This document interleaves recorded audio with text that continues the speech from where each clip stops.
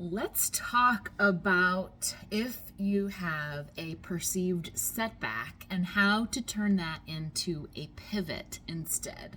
So many times we get caught up in the fact that we hit this roadblock and we say, see, I told you I couldn't do it. See, I told you it's not going to work for me. See, it's over, right? And we throw it out the window, whether it's fitness, whether it's nutrition, whatever it is that you're working towards.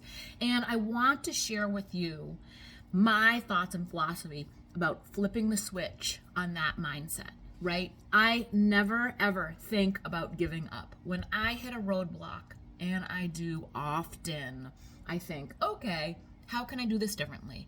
What are the things that I can change in order to go around the blockade and push through to the goal or to the thing that I'm working towards? A good example is this month we are working on our weight training challenge inside of my accountability group, and I've got a select few of women who are doing the 30-day challenge with me, and it's similar to like what you might see with like a 75 hard or something, just a little bit different. So we've got a water goal, we've got a protein goal, we've got a personal development goal, we've got a weight training goal, workout goal, and we're logging into our group and being present with each other inside of that community.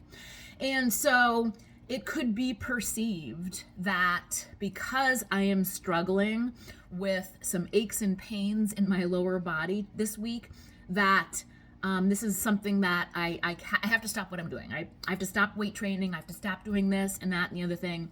And instead of thinking I'm a failure or thinking that I'm going to give up, instead, I'm going to shift gears, okay? So I know from experience what my body needs and what my body responds to positively when it comes to fitness. So when I switch to something like a traditional weightlifting style program, for example, like, Mondays chest and back, Tuesdays biceps and triceps, legs, et cetera, and I kind of forego the total body metabolic stuff that I've been doing with the flexibility and the mobility and the stability, my body yells at me. And I should have known and should have seen this coming.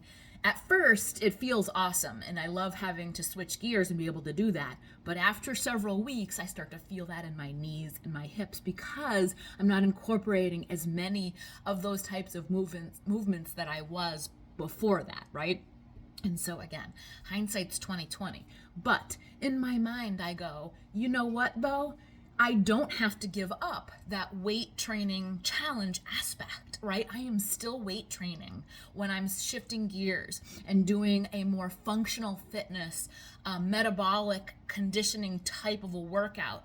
I'm just also being able to incorporate those flexibility and those mobility movements in addition to lifting heavy and doing all those kinds of things. It's just not that isolated, bicep or whatever by itself.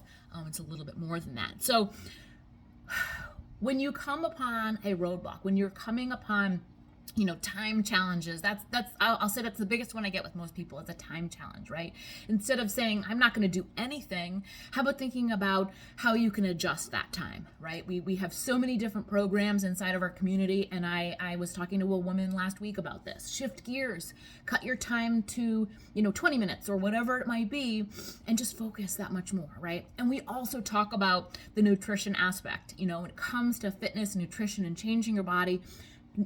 Nutrition is 80% of the equation. Yes, it's important to get that strength training piece in there and to challenge yourself and to push yourself in the gym if you want to change your body composition and change that muscle mass. However, it is more important to focus on the nutrition in order to make those changes too. So how can you change that, right? And so wanting to just have you take that notion of, okay, it's a setback, it's an injury, I have to stop now, I have to give up now. Instead, when you get to that point, think, how can I do this differently?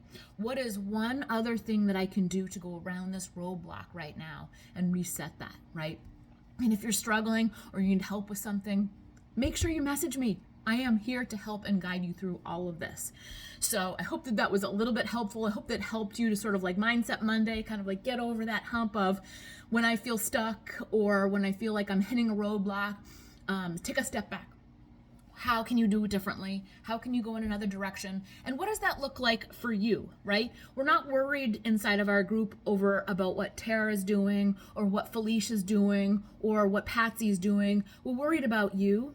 We're worried about the success for you and what that looks like. If I got all caught up in worrying about making sure that I'm doing this challenge right again in line with everybody else, that would be just detrimental to me, right? That would be like, I'm going to keep going, keep pushing myself and keep feeling injured through this rest of this month, and that's not good for anybody, right? For my mindset, for my body, for any of that. And so your success is yours, your path, and yours alone. No one can dictate that for you but you, okay? So run your own race. What does your success look like? And how can you flip that switch to keep going when you hit that roadblock? I'd love to hear from you. Do you have any roadblocks that you are reaching at this point this week? How are you starting off the week? Are you starting it off strong? Are you inside of our challenge with us and just kicking butt and so excited that you have been able to stay consistent for this long? I want to hear from you.